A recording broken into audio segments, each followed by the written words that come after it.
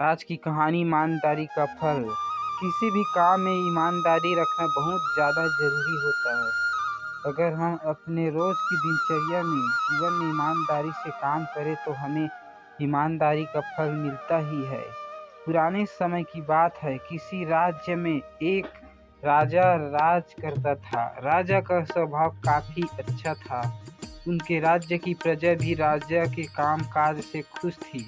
राजा को केवल एक बात का सुख नहीं था, वह यह बात थी कि उसमें कोई संतान नहीं थे। एक दिन राजा को ऐसा विचार आता है कि मैं अपने राज्य में से किसी बच्चे को गोद ले लूं, जिससे मैं उत्तराधिकारी बना पाऊं और वो मेरे आगे के सारे काम काज संभाल पाए।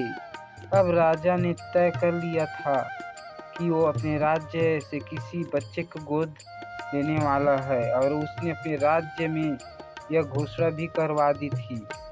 राजा की घोषणा के अनुसार सभी बच्चे राजमहल में एकत्रित हुए। राजा इन सभी बच्चों में से किसी एक को गोद लेने वाले थे। राजा ने उन सभी बच्चों को पौधे लगाने के लिए दिए और कहा कि अब हम 5 महीने के बाद मिलेंगे और देखेंगे कि किसका पौधा सबसे अच्छा हुआ है। साथ ही साथ राजा ने सभी को यह भी कहा कि जिसका पौधा सबसे अच्छा हुआ होगा, मैं उस बच्चे को गोद लूँगा। सभी बच्चे अपने घर चले जाते हैं। 5 महीने के बाद सभी अपना पौधा लेकर राजमहल में आते हैं।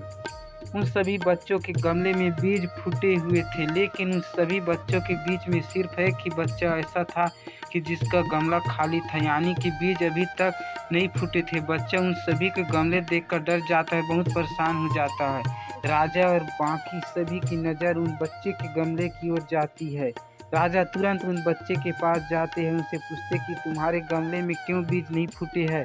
वो बच्चे कहता है कि मैंने हर रोज़ इसकी देखभाल की थी और हर रोज़ पौधों को पानी भी देता था, लेकिन पता नहीं मेरे गमले में क्यों बीज नहीं उगे।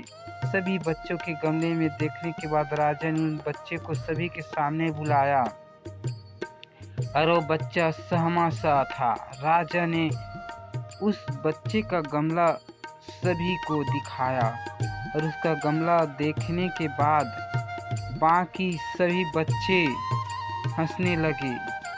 राजा ने कहा, सभी शांत हो जाओ। राजा के हुक्म से सभी शांत हो जाते हैं।